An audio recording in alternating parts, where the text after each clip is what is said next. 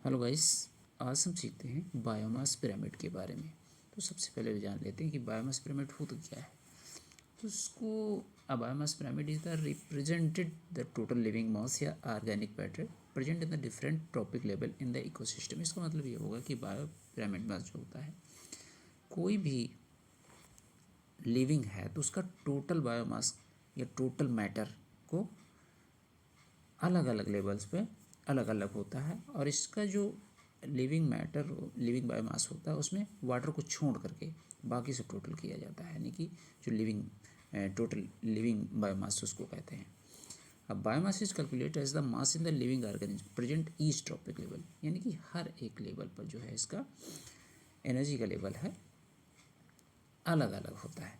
अब जैसे कि पिरामिड ऑफ बायोमास एनर्जी का देख लीजिए, तो इसका क्या होता है, जो सबसे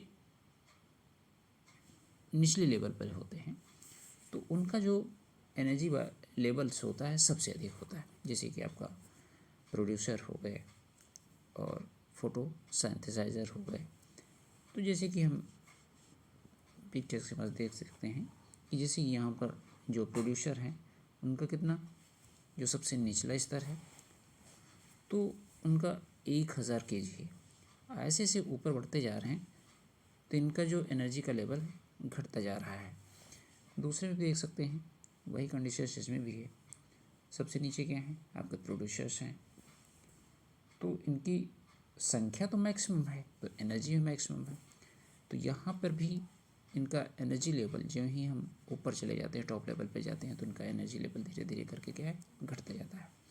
तो यहाँ पे कह सकते हैं कि पिरामिड ऑफ बायोमास एनर्जी में 10% का रूल भी लागू होता है। जैसे कि 10% रूल भी लागू होता है।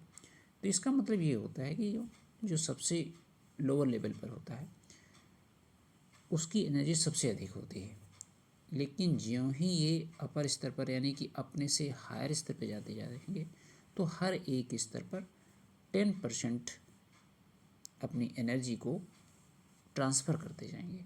जैसे कि पहले में 10 kg दिया है तो अगले में कितना हो गया, 100 हो गया, नेक्स्ट क्या हो गया, 10 हो गया। इसी प्रकार से आगे जाएंगे तो 1 kg रह जाएगा। तो ये है 10% का रूल हो गया। आप देखते हैं कि इनका फिगर कैसा आता है। तो जैसे कि पिरामिड ऑफ बायोमास कैसा रहता है, ये तो आपका अपराइट रहता है।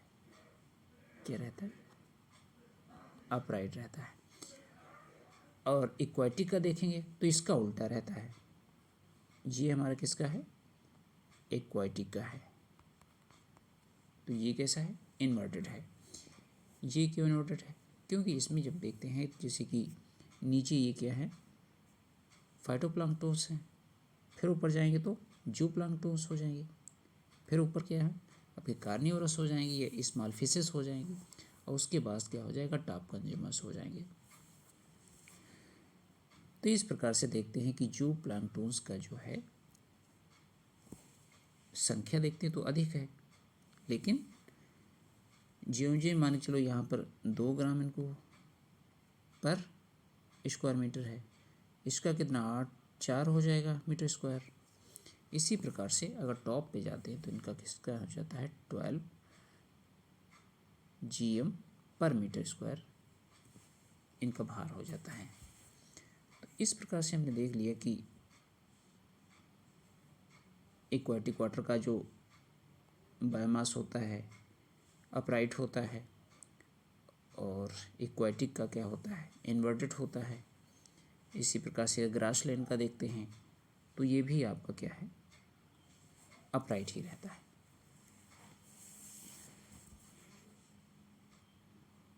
अब नेक्स्ट देख लेते हैं, जैसे कि है आप देखते हैं कि पिरामिड ऑफ बायोमास क्या है, पिरामिड ऑफ बायोमास, और ये किसका है, हमारा नंबर का है, pyramid of biomass of number. तो इसका मतलब ये हो गया कि नंबर्स का मतलब होता है संख्या से, संख्या से कह सकते हो, या उसके भार से मतलब होता है। तो जैसे कि देखते हैं कि हमने देख ली कि फॉरेस्ट का अगर देखते हैं इसका पिरामिड देखते हैं तो कैसा बनेगा। तो फॉरेस्ट में देखते हैं जैसे कि कोई प्लांट है ना, ये पिरामिड हो गया। तो प्लांट है तो उसका क्या होगा, ये मान लो सबसे नीचे प्लांट है, तो प्लांट्स का जो है या कोई ट्री है तो ट्री का भार कितना होगा, अगर वाटर उसके निकाल दिया जाए तो देखा जाए उसका मास कितना होगा, तो सबसे अधिक होता है। ज्यों ज्यों आगे बढ़ते जाएंगे, जैसे कि ये आपका फर्स्ट लेवल हो गया, तो इस पर आपके ट्रीज़ हैं, प्लांट्स भी हो सकते हैं, ग्रासेस भी हो सकती हैं। तो हम बात कर रहे हैं फॉरेस्ट की, तो यहाँ पर क्या है, हम ट्री की बात कर रहे हैं। तो यहाँ पे ट्री है, तो ट्री का बायोमास देखते हैं, भार क्या है, अधिक है। और ज्यों ज्यों ऊपर बढ़ता जाएगा, जैसे कि इस पे क्या है भाई, पेड़ पे कोई भी ट्री है तो उस पर बर्ड्स भी रहते हैं, इंसेक्ट भी रहते हैं। तो इंसेक्ट रहते हैं तो इंसेक्ट को कौन खाता है, ये तो भाई आपके इंसेक्ट हो गए, इनको कौन खाएगा, बर्ड्स होती हैं, स्मॉल बर्ड्स, स्मॉल बर्ड्स। और स्मॉल बर्ड्स के बाद इनको कौन, हवक। तो अब देखते हैं कि मास देखो घट रहा है, ट्री का मास सबसे अधिक है, उसके बाद आ जाते हैं आपके स्मॉल इंसेक्ट, उनकी संख्या तो बहुत अधिक है लेकिन मास देखते हैं कि कम है। तो इस प्रकार से देखते हैं कि इनका मास धीरे धीरे के घटता जाता है। तो इनका जो लोअर लेवल है वहाँ तो बहुत ज़्यादा है, लेकिन ज्यों ही ऊपर बढ़ते जाते हैं तो इनका मास घटता जाता है। और अब हम देख लेते हैं कि जैसे कि फॉरेस्ट का है, फॉरेस्ट का तो हमने बता दिया। नेक्स्ट क्या है, फॉरेस्ट के बाद पॉन्ड का देख लीजिए।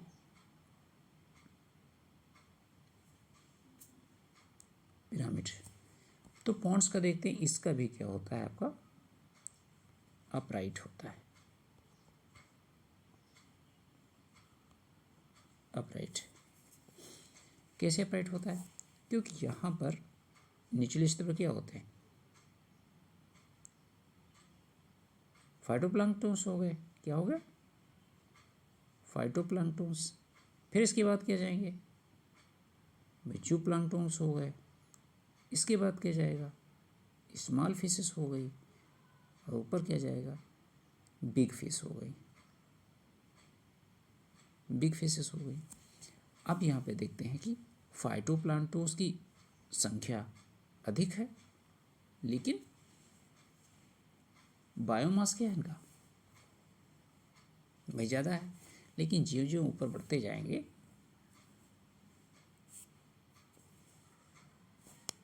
तो मास देखते हैं कि मास क्या है, बढ़ रहा है, ये पॉन्ड्स का। उसके बाद हम देख लेते हैं ग्रासलैंड, ग्रासलैंड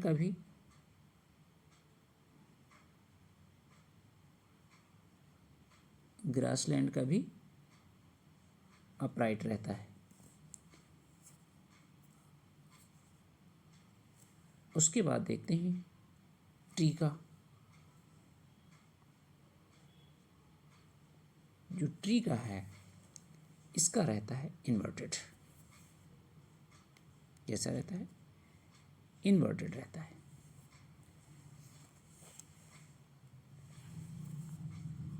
और उसके बाद हमारा इक्वेटिक का देख लेते हैं।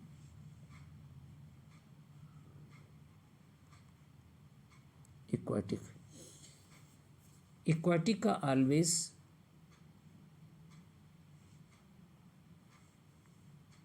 इक्वेटिक का क्या रहता है, ऑलवेज इन्वर्टेड रहता है।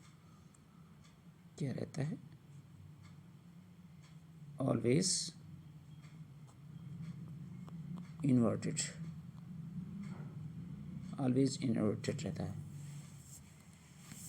क्योंकि यहाँ पे देखते हैं अगर फाइटोप्लैंक्टन्स, ये आपके हो गए फाइटोप्लैंक्टन्स, तो इनका बायोमास क्या है, कम होता है। इसके बाद लेवल आ जाती है हमारी, यहाँ पे आ जाते हैं जू प्लैंक्टन्स, इनका भार इससे भी ज़्यादा होता है। इनको इनटेक कौन करता है, स्मॉल फिशेस। स्मॉल फिशेस को कौन इनटेक करता है, बड़ी मछलियाँ यानी कि बिग फिशेस। अब यहाँ पे देख रहे हैं कि फाइटोप्लैंक्टन्स का जो भार होता है वो मान लिए कि 2 ग्राम पर मीटर स्क्वायर है। जू प्लैंक्टन्स का 4 ग्राम पर मीटर स्क्वायर है। स्मॉल फिशेस का 8 ग्राम पर मीटर स्क्वायर है। और बिग फिश का हो गया 12 ग्राम पर स्क्वायर मीटर। तो यहाँ पे देख लिया हमने कि जो एक्वाटिक का है ये क्या रहता है, इन्वर्टेड रहता है। और टेरेस्ट्रियल का क्या रहेगा, कैसा रहता है, वो भी आपका सीधा ही रहता है। अब एक बार हम पूरे देख लेते हैं। सबसे पहले देखते हैं कि फॉरेस्ट का कैसा होता है। फॉरेस्ट का कैसा रहेगा, ये आपका अपराइट। पॉन्ड का कैसा रहता है, ये भी आपका अपराइट। ग्रासलैंड का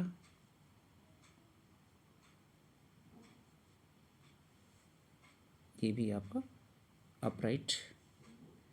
इक्वाटिक का कैसा रहता है, ये आपका इन्वर्टेड रहता है। ट्री का ये भी आपका इन्वर्टेड रहता है। हाँ, ट्री का एक स्पिंडल शेप भी रहता है। क्या कैसा रहता है, स्पिंडल शेप। उसमें ऐसा होता है जैसे कि ये एक ट्री है, मान के चलो बड़ा सा है, ठीक है।